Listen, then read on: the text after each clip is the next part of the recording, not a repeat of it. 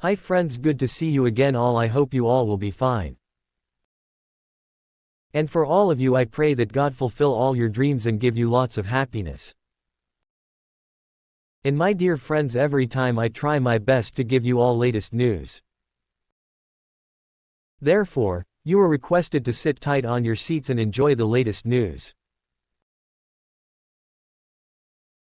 The Central Bank of Iraq announced, today, Tuesday, that the number of Islamic banks in Iraq exceeded 30 banks, while the Iraqi Banks Association indicated that it is working under the supervision and instructions of the central bank to develop the banking sector despite the economic challenges and difficulties that Iraq is suffering from.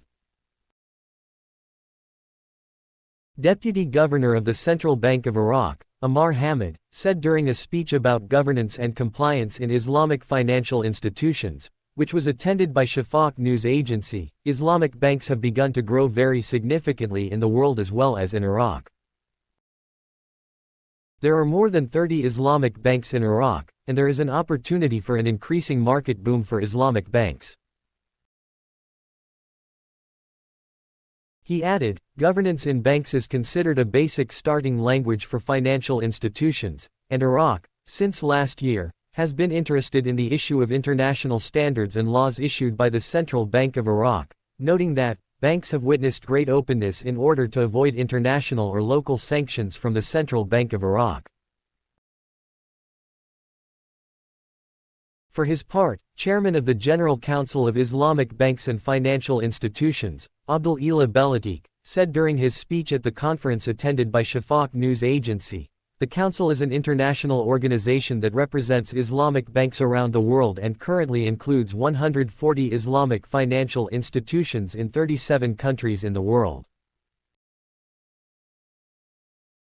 He added, the Council's role is pivotal in supporting Islamic financial banking across the world and tracking developments in the global financial sector, noting that, one of the most important goals the Council is working on is the role of Islamic banks in keeping pace with the latest developments and digital transformations.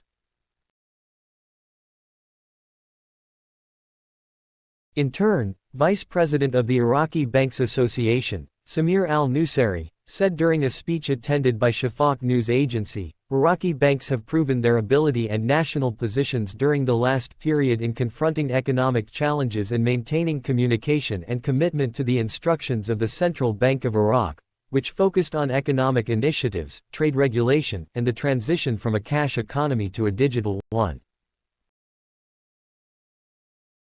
In accordance with international and banking standards. He added, the Iraqi Banks Association is working under the supervision and instructions of the central bank to develop the banking sector and financing projects and create an appropriate environment despite the economic challenges and difficulties that Iraq is dealing with. And the Central Bank of Iraq revealed, today, Tuesday, the mechanism for financing foreign trade after canceling the electronic platform and the currency auction, which the central bank intends to implement soon. The Deputy Governor of the Central Bank, Ammar Hamad, said in an interview with Al Sumaria, the Central Bank of Iraq is heading to cancel the work of the electronic platform and the currency auction soon. He explained that, the banks will be responsible for financing foreign trade directly through the dollars they own, and they will be fully responsible about auditing invoices and transfers, which is the practice globally. With this step, the Central Bank of Iraq intends to withdraw itself from the process of financing foreign trade and make the process limited to banks inside Iraq, and to American correspondent banks, which will undertake to finance the requests of these banks among themselves after reviewing the private documents, and for the Central Bank of Iraq not to enter as a party in this matter. The case. And Prime Minister Mohammed Shia al-Sudani confirmed today, Tuesday, that he had received an official letter from the American embassy implementing the withdrawal of international coalition forces from Iraq. Al-Sudani said in a press conference attended by the Al-Maloma correspondent, we received an official letter from the American embassy approving the outcomes of the meeting held in Washington to schedule an end to the presence of foreign forces.